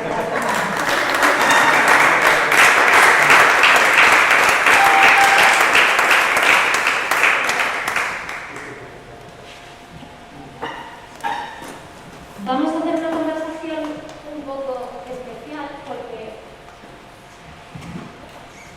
porque en este caso queríamos romper un poco el sentido del evento y que fuera un poquito más allá de vamos a hablar de todo lo que hemos investigado, vamos a dar datos, nos van a contar sus historias.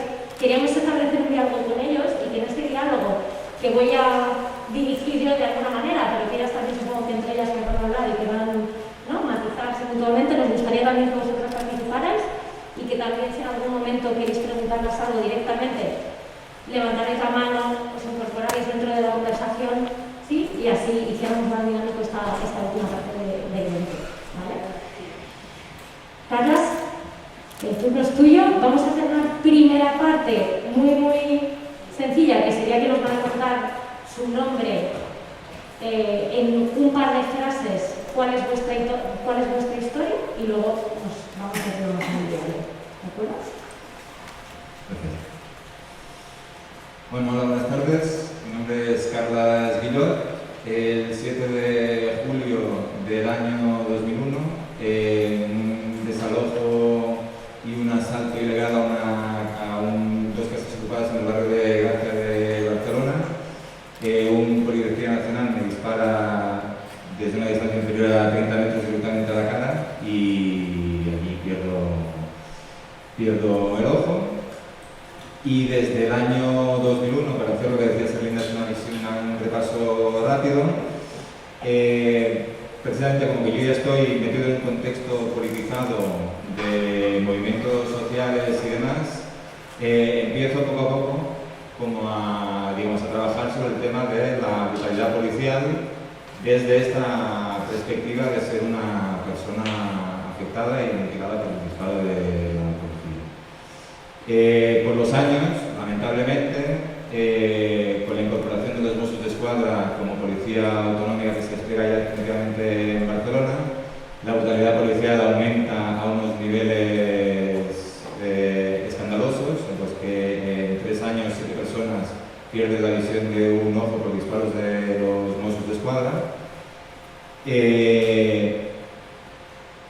Junto con esta gente nos ponemos en contacto, nos conocemos y de ahí fundamos la asociación Stop a la Goma, que empieza a hacer un trabajo, ¿no?, mucho más de picar piedra poco a poco, ¿no? Venimos de un momento en el que a nivel social, si a ti te ocurre una cosa de este tipo en una manifestación es porque algo estarías haciendo. Y esa es la visión social que existía en el momento de personas heridas y mutiladas en actuaciones policiales, ¿no? La presunción de inocencia a nivel social era una cosa que era inexistente completamente, excepto en aquellos grupos que ya de alguna manera éramos, digamos, recibíamos constantemente la represión por parte del Estado y de alguna manera ya sabíamos a lo que nos encontramos y cómo funcionaba. Yo creo que a partir de ese año 2010 que se funda Stop a las de Goma, se va haciendo ese trabajo un poco como para que la gente, es decir, se empieza a hacer un trabajo muy encaminado a que haya un cambio en la mentalidad de la gente. Es un trabajo de hormiguitas, pero es un trabajo desde la base a concienciar a la población.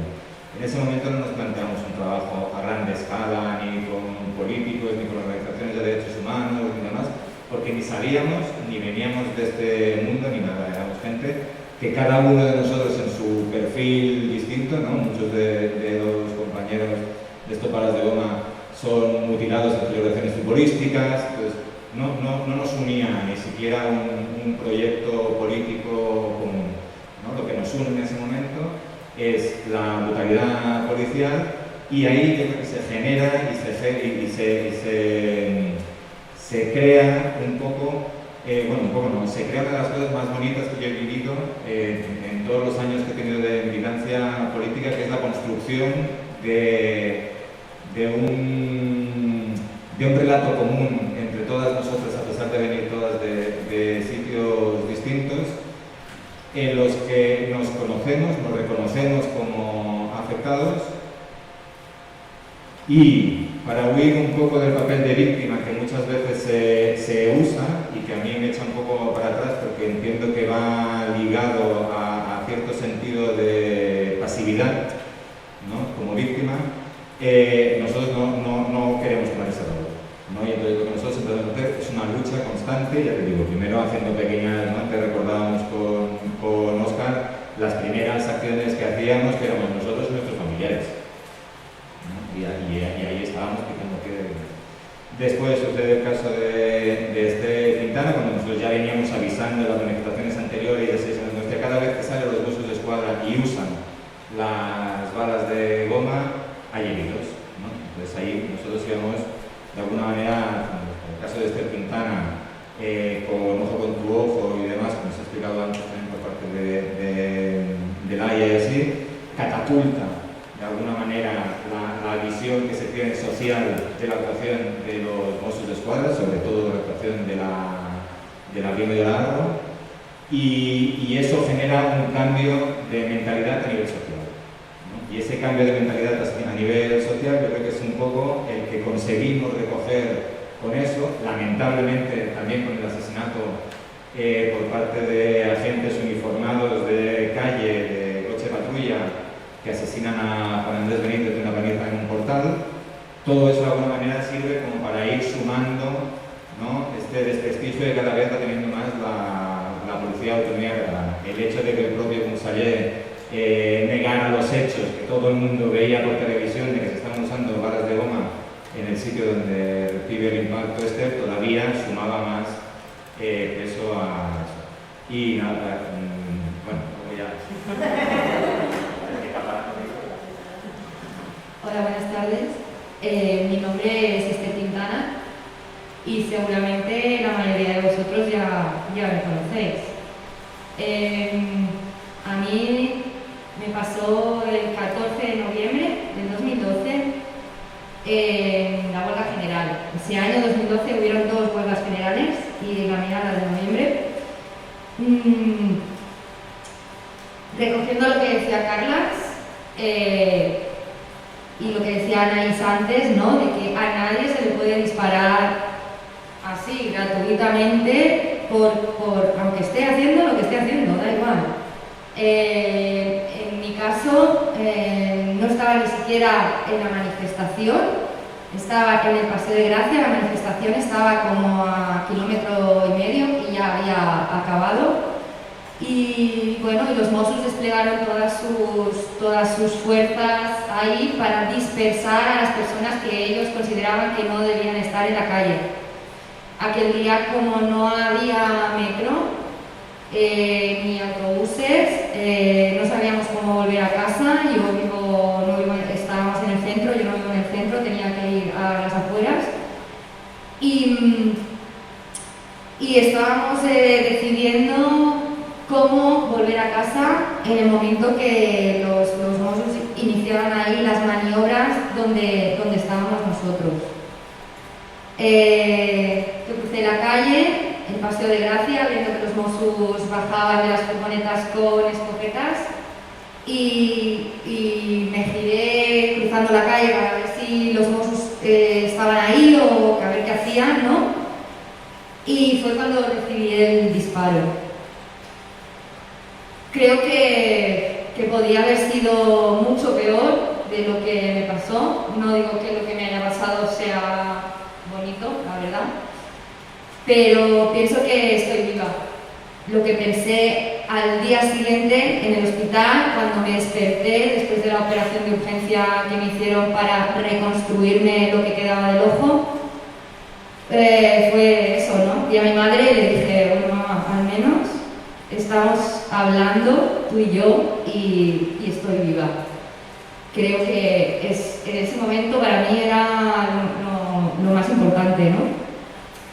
Y bueno, a partir de ahí, pues todo el proceso que ya habéis visto, ¿no?, en los medios de comunicación. Así que le paso el micrófono a Roger, o usas aquel, usa el otro.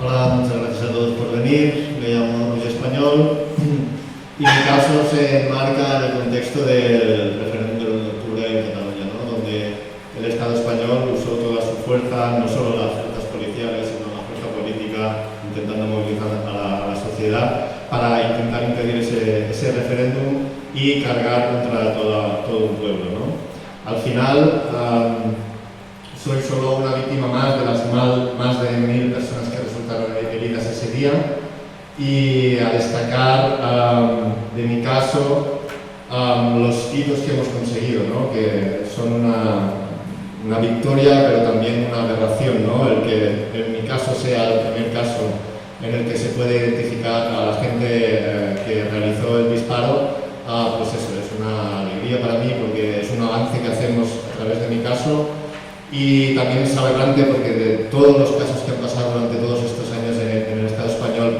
por causas de bala de goma, pues sea el primero, ¿no? No solo eso, sino que también hemos conseguido que se pueda llevar a juicio la intencionalidad de esa actuación policial en concreto. Por lo tanto, es una victoria.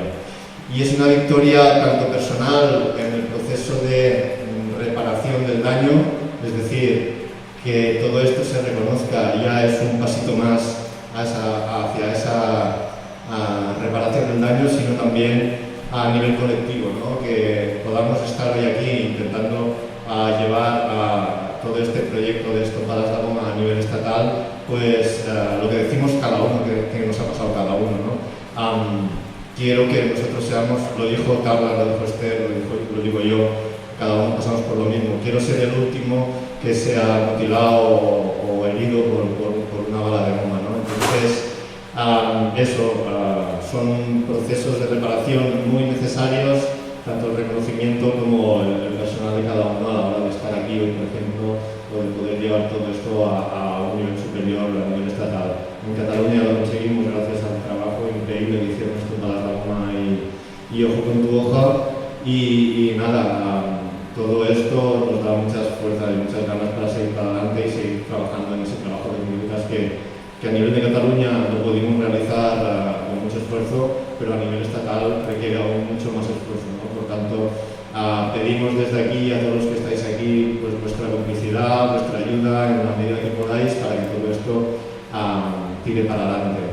Y más ahora teniendo en cuenta la situación social a la que estamos sumidos, no solo por la pandemia, sino por la presión social de los oligopolios y demás, donde cuando pase todo esto y podamos salir un poco a la calle, pues otra vez se van a producir esas protestas, esas manifestaciones.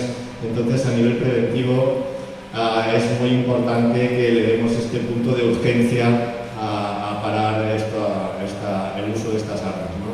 Entonces, nada, seguiremos trabajando y eso, otra vez, pediros vuestra ayuda y vuestra complicidad.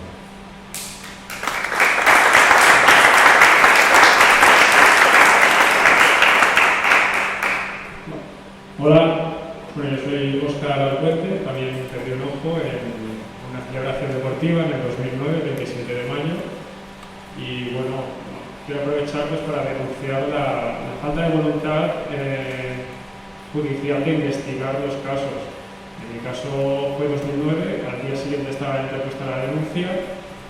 Fueron muchas las veces que sobreseguía los casos y a base de picar piedra y de reclamar informes, y gracias a que teníamos un vídeo donde se me veía ahí en la escena y se veían los furgones, se pudo demostrar. Un informe de Mossos identificó los dos escopeteros que habían allí, otro informe de balística de Policía Nacional pudo determinar cuál de los dos era el que estaba disparando a mí. Llegamos a juicio en 2017, 8 años después, y no se pudo demostrar que el escopetero que disparaba me impactara a mí, pero sí que se podía demostrar que mi herida la provocó una bala de goma. Entonces denunciaron eso, que haya más voluntad de investigar estos casos por parte de Fiscalía sobre todo y de los jueces.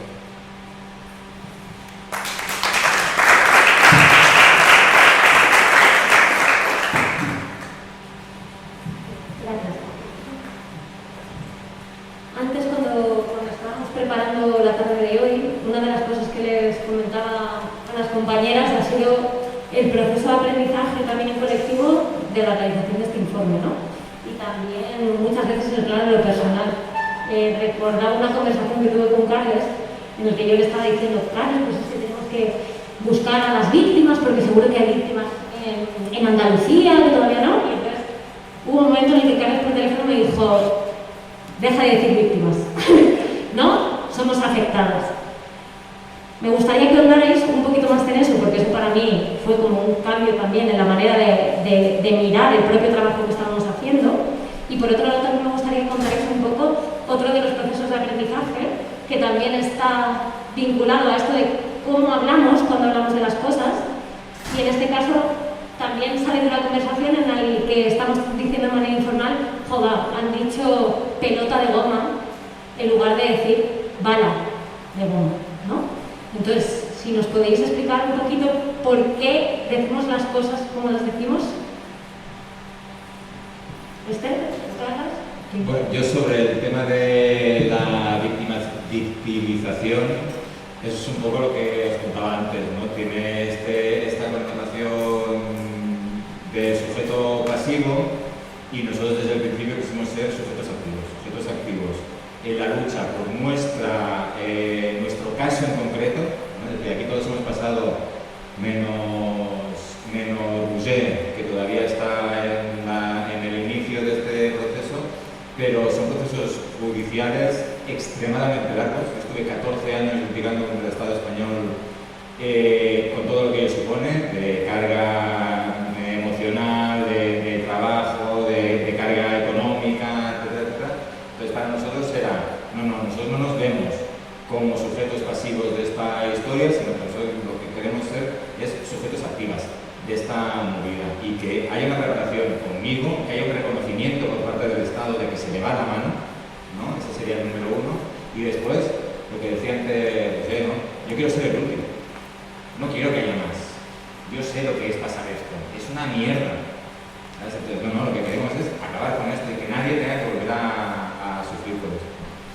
Yo una cosa que quería decir también es que uno de los motivos por los que hemos venido a Madrid hoy es, obviamente, por el currazo que han hecho Novak y Lidia con el informe. Pensamos que esto, de la misma manera que nosotros elaboramos un informe como pudimos y con los recursos que teníamos como afectadas fuera del ámbito judicial y sin tener acceso a muchas de las fuentes que las compañeras sí que han tenido, este informe está pensado y está elaborado y está, yo creo, con argumentos suficientes como para convencer a cualquiera. Pero también es verdad que miro el informe y es un informe que no está destinado, o que creo que el principal objetivo no es las organizaciones de base. Ese es nuestro papel, ¿no? Nosotras como afectadas venimos hoy aquí a decir, se ha montado a nivel estatal, ¿no? O sea, nosotros vamos a abrir lo mismo que hemos intentado hacer en Cataluña, que ha sido generar conciencia social en contra de la brutalidad policial. Eso es lo que queremos que se genere en el Estado. Y para generar eso nosotros no podemos tutelarlo, ni queremos tutelarlo desde Cataluña. Nosotros lo que esperamos es que las organizaciones de base de todo el Estado, colectivos antifascistas, colectivos antirrepresivos, colectivos feministas, estén todas pendientes, porque lamentablemente hasta que no se prohíban las balas de goma, seguirán habiendo mutilados y heridos por las balas de goma. Entonces, ese sería un poco como el mensaje que nosotras como afectadas, es decir, hostia, vamos a ponernos en contacto, pero cualquiera que oiga, que vea, ¿no? Nosotros cuando veníamos para aquí decíamos, ¿cómo puede ser que en un sitio como Madrid, que ha tenido momentos combativos y demás, hostia, no haya casos de personas mutiladas por las balas de goma? Y claro, decíamos, no es verdad. Yo conozco 2 chavales en Madrid mutilados por las balas de goma, pero no denunciaron. Tenían miedo de las consecuencias. No había una red de apoyo debajo que les pudiera ayudar a trabajarse ese tema, ¿no? Y un poco nuestra idea es decir, bueno, hay que generar estas redes locales y pues aquí estamos para facilitarle al máximo la información que tenemos, nuestras experiencias de vida, ¿no? Lo que sea para ayudar a que eso sea posible, y cada vez que se produzca algún caso parecido con balas de goma, con brutalidad policial o con lo que sea, que de alguna manera eso pueda extenderse a nivel de todo el territorio. Con el tema de las pelotas, bueno, a nosotros no nos parece bien que se les llame pelotas, porque las pelotas son para jugar al fútbol, para jugar al tenis, para jugar al béisbol, para jugar a algo, para jugar con compañeros y tal. Y las balas de goma son una munición, es un proyectil, y como tal proyectil se le tiene que llamar con un nombre apropiado, ¿no? Y pensamos que el nombre apropiado es bala. Y de goma, pues evidentemente porque es el material con el que están hechas, ¿no? Son bolas de de caucho. No les decimos bolas de caucho, pero bueno, ya nos perdonaréis, ¿no? Que no lo hagamos así. Y no sé si Ruyer y Óscar quieren añadir alguna cosa más de las bolas de goma. Que estamos aquí con toda la fuerza para la prevención de este arma, porque sabemos las consecuencias que tiene, pero somos muy conscientes que cuando consigamos eso, que estamos seguros que lo vamos a conseguir más pronto que tarde, es solo la punta de lanza de todo un modelo policial que hay que cambiar. No es solo ese arma en esos contextos, sino es, como decían antes las compañeras de Novak y Lidia, la percepción que tiene el poder judicial, el poder policial y demás, de qué tipo de personas son cuando están en un contexto de protesta o cuando están en un contexto de celebración deportiva. Es decir, esa presunción de culpabilidad que nos echan directamente simplemente por participar en estos sitios, en estas concentraciones, tiene que desaparecer, y todo eso viene a través de un cambio de modelo policial y percepción que tiene la policía cuando se enfrenta a estas situaciones. Muchísimas gracias. Por mi parte, yo voy a hacer la última pregunta, así que si pensando, si os habéis quedado con ganas de saber más. Me ha apuntado antes una frase muy épica que ha dicho Laia. Ella hablaba de cuando ganasteis la batalla política, pero perdisteis el juicio, ¿no? Ahora mi pregunta es, habéis dicho que vamos a prohibir las bolas de goma. ¿Cómo lo vamos a hacer y cuáles son las razones por las cuales se van a prohibir las bolas de goma en el Estado español? Interesante pregunta. Bueno, es que no quiero ser así, pero hay que seguir el ejemplo de Cataluña y que iniciaron en el Stop a la Goma con Esther Quintana y demás. Evidentemente ahí tiene que haber una voluntad política muy firme, porque también se va a contraponer al Poder Judicial. Pero es que no solo la voluntad política, se necesita de movilización ciudadana y de la gente que está organizada para que todas estas cosas no sigan sucediendo. Entonces sí, necesitamos a la política que dé el primer golpe en la mesa del Congreso o donde haga falta, pero todo eso, si solo se hace desde ese punto, no va a ser suficiente. Se necesita toda una movilización detrás, que esperemos que no venga propiciada porque vuelven a pasar estos actos de goma. O sea, de ahí otra vez esa conciencia de prevención, ¿no? Lo que hemos dicho antes, que van a venir protestas y todo esto hay que solucionarlo en cuanto antes. Por lo tanto, como hicimos en Cataluña, la política por un lado, apoyado por la sociedad civil organizada, y evidentemente todo eso tiene que ir junto en una misma dirección y con la misma firmeza.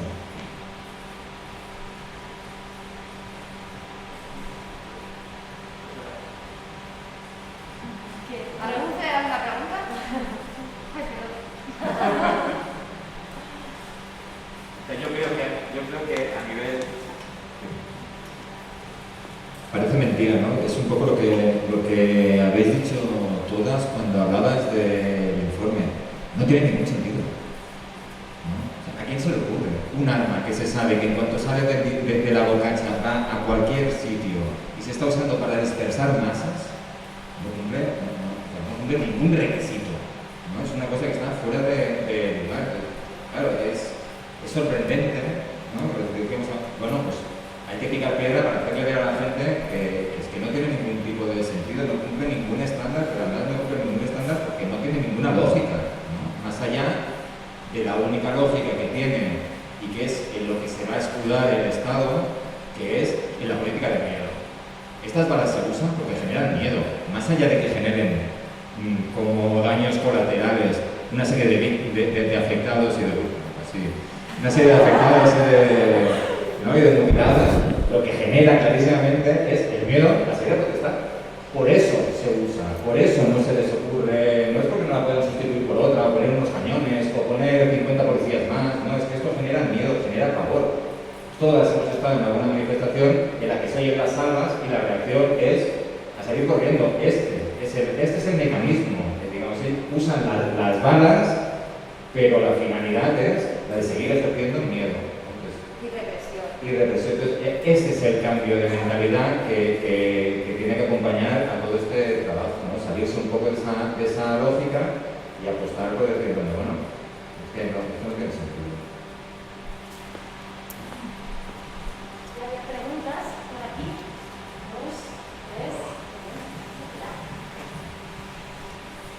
Hola, buenas tardes, buena tarde a Carlas, Esther, Roger y Óscar.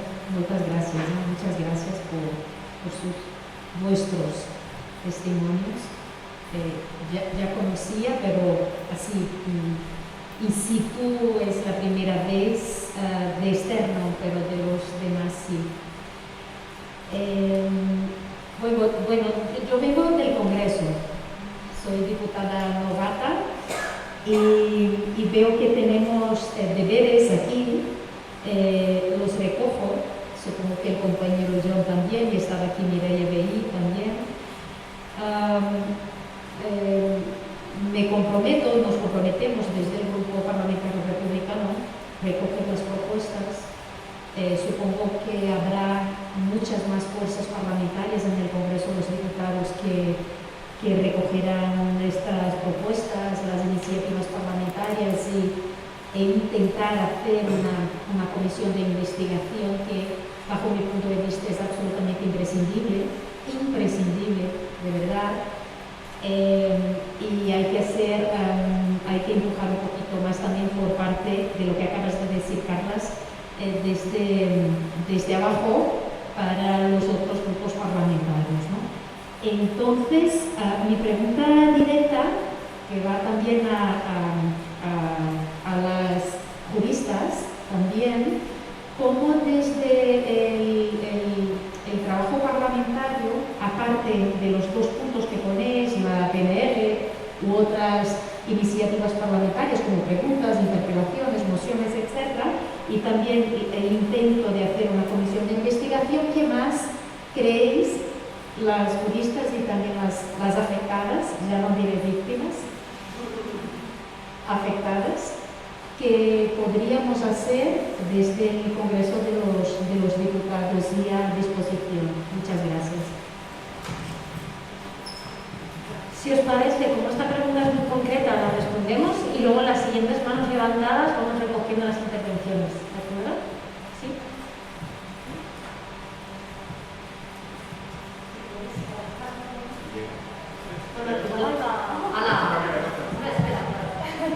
Igual Laia, si te animas también a responder, como veas. Una de las cuestiones que ya se podrían hacer incluso desde ya es pedir información. Nos están negando de forma sistemática información.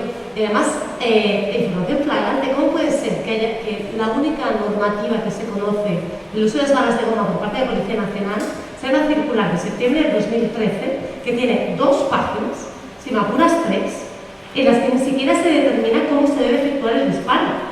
Y que cuando desde un procedimiento judicial se pide cuáles son los protocolos, se aporta eso, se aporta el manual que he comentado antes, el manual 13, el tema 13 del manual de las fuerzas y cuerpos de seguridad, que se quedan tan anchos, y que la Defensora del Pueblo en el año 2014 dice al Ministerio del Interior que esta normativa es absolutamente insuficiente y que además hace referencia al protocolo de uso progresivo de medios, porque el uso progresivo de los medios es uno de los principios también fundamentales del uso de la fuerza, ¿no? Se tiene que empezar por lo menos, ¿no? Por lo mínimo, y se va subiendo de intensidad, que por lo mínimo ya implica, o sea, la mera presencia policial ya implica un uso de la fuerza, se pide el paso, ¿no?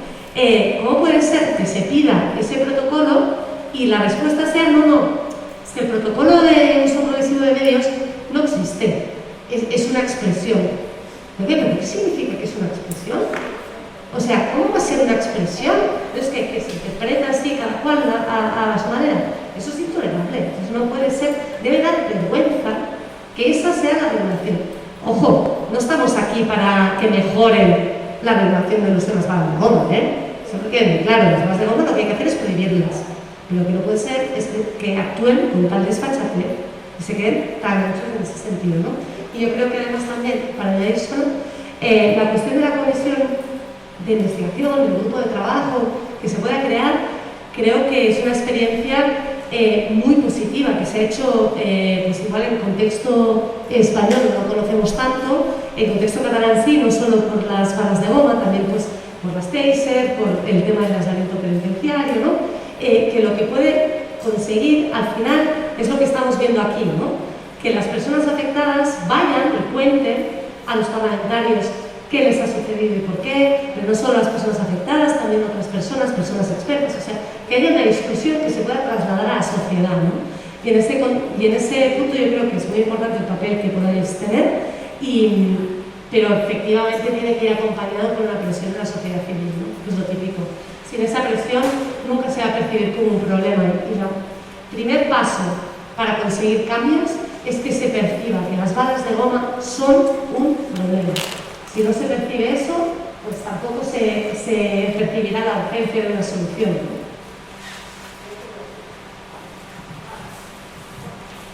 Yo creo que la Comisión de Investigación es muy positiva porque visibiliza lo que ha pasado y da argumentos para defender el camino que a mi juicio es sencillo y es el único que se puede andar, que es incluir en la ley orgánica que regula las fuerzas y cuerpos de seguridad del Estado, promover una ley, una propuesta de ley orgánica que modifique la ley de policía y prohíba directamente el uso de este tipo de armas. Yo creo que ese es el camino más correcto, aunque me parece bien quizá pues empezar con una campaña de sensibilización, pero ¿para qué vamos a empezar por uno?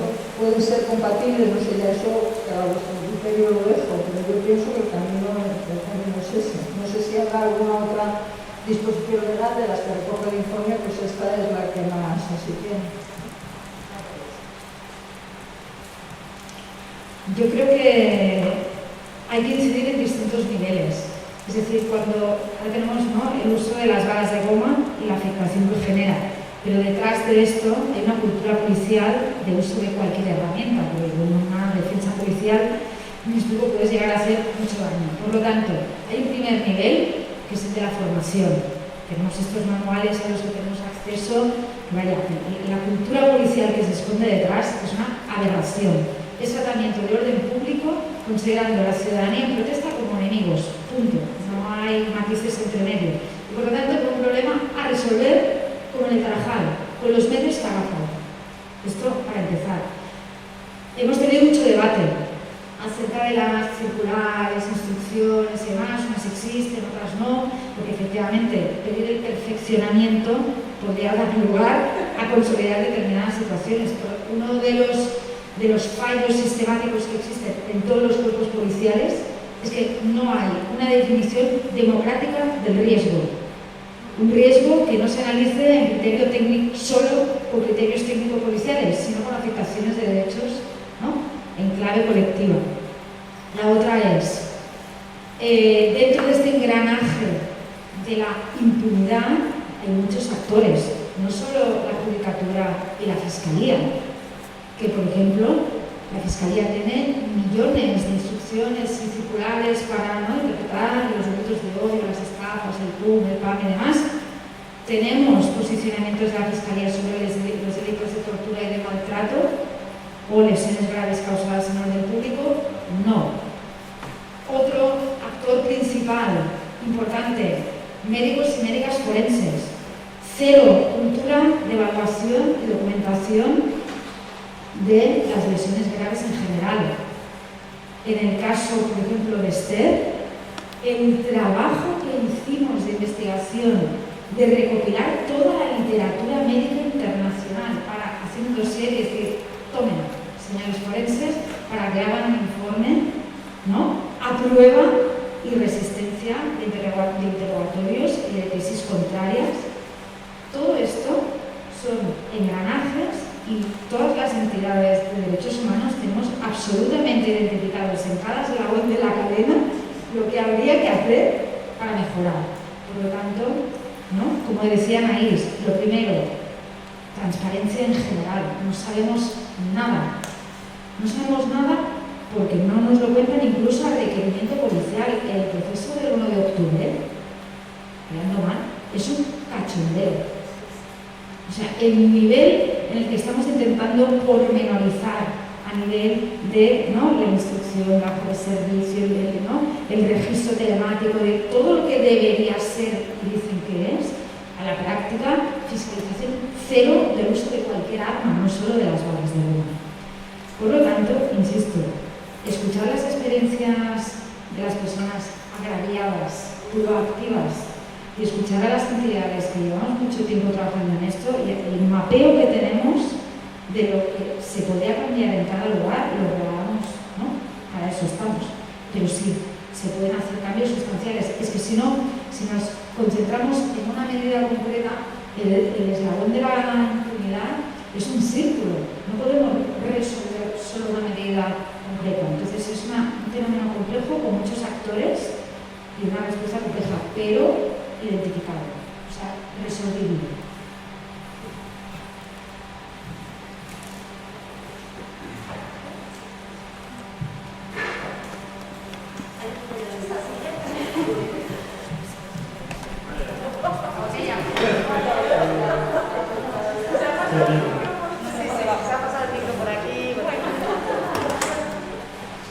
¿Qué tal? Buenas tardes a Rosalén. Yo soy Iñárritu. Ha sido muy interesante tanto la presentación del informe como vuestro testimonio hoy aquí, porque impactante de escuchar a 4 personas afectadas, como decías, por una violación tan grave. Y lo que más me impacta es, yo desconocía, sí sabía, la dificultad para identificar a las personas responsables, a los agentes de la autoridad, en este caso, para más simples, responsables de estos disparos, y que únicamente haya el caso de Rouget, ¿no? Yo creo que lo que me viene a la cabeza es si cualquiera de nosotros tomáramos un arma y disparáramos cualquier proyectil contra cualquier persona, hoy en día las técnicas de investigación han avanzado tanto que hacen pruebas, todos hemos visto CSI, ¿no? Hacen una prueba de pólvora en la mano, identifican el arma, o sea, cualquiera de nosotros que hubiéramos hecho algo similar sería bastante fácil probar lo que hemos hecho. Y en cambio, aquellos que se dedican a investigar este tipo de hechos, pues hay un compadreo entre ellos, una ocultación evidente que deja en evidencia que hay un problema. Más allá, yo comparto, soy positivo y creo que estos proyectiles van a desaparecer, ya están prohibidos en Cataluña para Mossos. Hoy vimos con el caso del 1 de octubre, cuando decía la Policía Nacional, sí, está prohibido para los Mossos, pero no para nosotros, ¿no? En la comunidad autónoma vasca también está prohibido, pero bueno, y ahora viene la parte negativa, no acaba ahí el problema, porque vemos que con los proyectiles de FUAM está pasando algo similar cuando estos proyectiles sí tienen, ¿no? Tienen una peligrosidad, pero no tienen la peligrosidad de ser imprecisos, sino que son precisos. Y vemos como también hay impactos en la parte superior del cuerpo humano. Yo creo que el problema fundamental está en este tipo de proyectiles, pero sobre todo en la impunidad que hay en las fuerzas y cuerpos de seguridad del Estado, que cada vez que se comete un exceso o una utilización incorrecta del material, en este caso antidisturbios, que se proteja. Y otro ejemplo que me viene ahora a la cabeza es hace 2 o 3 meses visteis como en Linares, en Jaén, tras una agresión de 2 policías fuera de servicio, una chica y a su padre, hubo protestas. Esas protestas acabaron en disturbios, la policía utilizó material antidisturbios y fuego real. Dijo el Ministerio del Interior que por un error. Bien, pues cuando han utilizado fuego real, esto es en vez de disparar, como decía Patuca, ¿no? los cartuchos de propulsión de pelotas para que hicieran efecto fogueo, dispararon postas. Esto es fuego real, a un chaval le impactaron en la pierna, bueno, 2 personas, perdón, y a uno especialmente. A día de hoy, en una respuesta parlamentaria de hace unas semanas, nos han dicho que ha sido imposible determinar qué agente disparó ese arma. Digo, joder, o sea, estamos hablando de nuevo no solamente de proyectiles de caucho, sino de fuego real, en el que se supone que encima tenía que haber habido una investigación mucho más contundente, protección entre ellos, compadreo y negación. Hay un problema de fondo. ¿Cómo se solventa? Pues mientras se siga utilizando este tipo de material, ya sea foam, ya sea pelotas de caucho, al igual que ahora van a empezar a utilizar, perdón, ya están utilizando las pistolas paralizantes, que les ponen también nombres como lo de las pelotas, pues les ponen nombres efecto paralizante para edulcorarlos un poco, pero tienen también peligrosidad, pues van a ir acompañadas todas de ellas de una cámara que se activará nada más desenfundar. Desde mi punto de vista, que tampoco soy un experto en la materia, creo que mientras se siga utilizando material altamente peligroso, potencialmente mortal, pues tendrían que ir acompañadas de medidas pasivas teniendo en cuenta que hay una impunidad total para utilizarlo. Además es que te dicen, no, cada uno coge una escopeta y tal, y luego el número de identificación, es que me van recordando cosas, prometo acabar, no voy a enrollar, que se intercambian los chalecos, que están identificados, los antitrauma estos que llevan, y dicen, no, es que se los cambian entre ellos. Cuando tú crees que tienes identificado a un agente que ha utilizado ha realizado una actuación incorrecta, pues puede ser que no. En definitiva, para no enrollarme más, que el tema me gusta, yo tomo nota también, como decía María, y supongo que aprobar una PNL, teniendo en cuenta la aritmética parlamentaria que hay en este momento en el Congreso, no será difícil. Y yo creo que puede ser, no sé si exactamente lo que pedimos, pero bastante aproximado, porque es obvio que esto no se puede tolerar. Lo de la comisión de investigación ya le veo más complicaciones, pero intentarlo también estará bien. Y lo de seguir incidiendo y seguir preguntando desde la sociedad civil y otros desde los diferentes parlamentos, asambleas y congresos, yo creo que es esencial, ¿no? Y sin más, felicitaros tanto a Lidia como a Nubar y a vosotros por dar vuestro testimonio. Mil gracias. Mira, yo dos cosas breves. Una es que sí que es verdad que la victoria de la que hablábamos antes también así agridulce de que eliminamos las balas de goma en Cataluña nos supuso tener que aceptar que otro tipo de armamento que ya se estaba usando, porque ya estaban usando la policía autonómica, los Mossos d'Esquadra ya estaban usando las balas de foam antes de retirar las otras, ¿no? Sí que es verdad que ahí nos cogió un paso con el pie cambiado. También te digo que cuando iniciamos nosotros la asociación Stop Balas de Goma, nosotros no éramos tan optimistas como podríamos ser hoy. Nosotros veíamos eso como una realidad prácticamente imposible. Sí que es verdad que las cambiaron y claro, tenemos una cosa que no es mucho mejor que lo que teníamos antes. Pero el hecho de haber construido esta conciencia social, el hecho de que la gente esté permanentemente fiscalizando a los Mossos d'Esquadra, hace que las manifestaciones de Pedro Pastel, una muchacha pierde el ojo y el debate televisivo, el debate que hay en la calle, no es algo ha hecho esta muchacha, ¿no? Sino se ha pasado la policía otra vez con estas nuevas balas. Eso de alguna manera es una plataforma que ya no estamos empezando desde aquí para prohibir las balas de goma, que sí que es una cosa que nosotros tenemos como tarea y la que vamos a seguir incidiendo en Cataluña. Estamos aquí. Porque sí que ya hay por lo menos este consenso de que no me valen unas ni me valen las otras. Y respecto a lo que tú decías, que yo creo que más allá de lo que podáis hacer en el Congreso y demás, hay una cosa que es impepinable. Tiene que haber un organismo independiente que fiscalice las actuaciones policiales, ¿no? Yo estuve en el juicio que se hizo a los policías por el caso de Íñigo Cabacas. La explicación de los Ertzainas, cuando iban, ¿no? Les preguntaban, bueno, usted cuando, ¿no? ¿Quién decide quién es el policía que dispara? Porque en teoría tienes que haber hecho un curso para poder ser escopetero, no sé qué tal. Y todos los policías decían, no, tú pasas por ahí, por donde están los fusiles, por la Almería, y pues allí pues agarrabas unas bolsas, que son las que llevan las pelotas, porque las escopetas ya estaban en el fútbol. Bueno, claro, ¿quién decide quién conduce, quién se...? No, pues el primero que llega, si coge el arma, pues ese es el que saldrá a disparar. Y el segundo que llega, pues coge el escudo y... Vale, y luego cuando tú devuelves estas pelotas para contabilizar las que... No, en la Almería no había nadie. Y ahí se dejaron las bolsas. Bueno, ¿esto cómo puede ser? Lo que te decía, o sea, cualquier otro armamento en manos de cualquier otra persona, ¿no? Todo esto está súper... ¿no? Que se hablaba antes, la trazabilidad, no sé qué... Aquí no pasa nada. Pero te digo una cosa, eso es grave.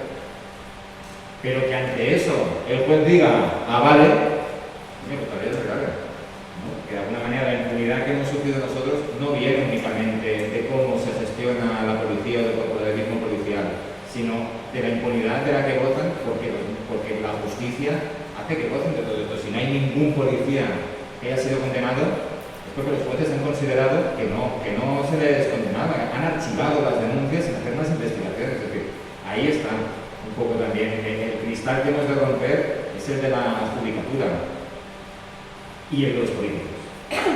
Porque en los pocos casos en los que ha habido alguno que se ha visto un poco involucrado en algún tipo, en algún caso, no sé qué, después resulta que tiene el poder político que te lo justifica, que te lo amnistía, que te... ¿no? Yo voy a hacer la labor, que es la peor de todas, que es la de decir la hora que es y cortar mucho el rollo.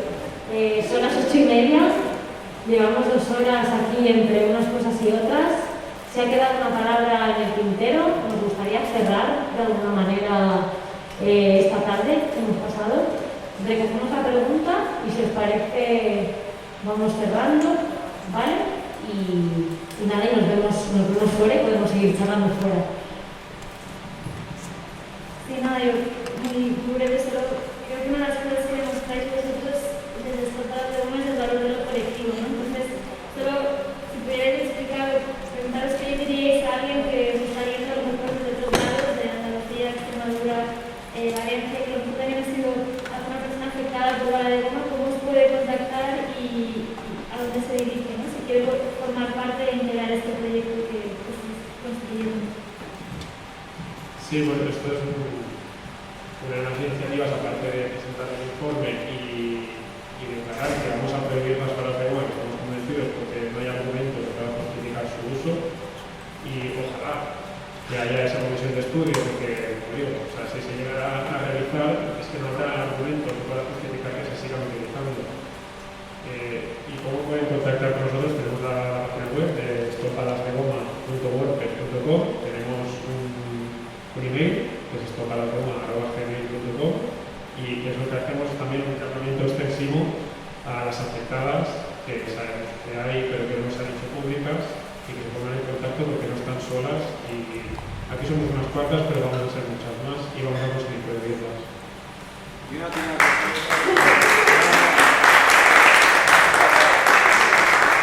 No, para apuntar eso, hostia, busca a tus amigas, busca a tus amigos. El afectado, la afectada no se va a poner en contacto con nosotros inmediatamente, precisamente está afectado, ¿no? Es decir, tiene que ser su grupo, sus amigas, sus amigos, sus conocidos, su entorno, el que en ese momento es, como se con el caso de Quintana, como nos pasó a todas nosotras, es tu gente la que tiene que ponerse las pilas y echarte un cable ahí, y es esta gente la que tiene que hacerte cuenta. Ya después, cuando tú estés recuperada y así, ya podrás ponerte donde te toca, pero de entrada lo que yo diría es, pues, cualquier amigo, conocido, familiar que tengas, que sepa que le ha pasado a alguien, a un conocido tuyo, tú eres la que te tienes que poner y que te tienes que poner las pilas, porque esta persona no va a poder ser. Y luego, a través de los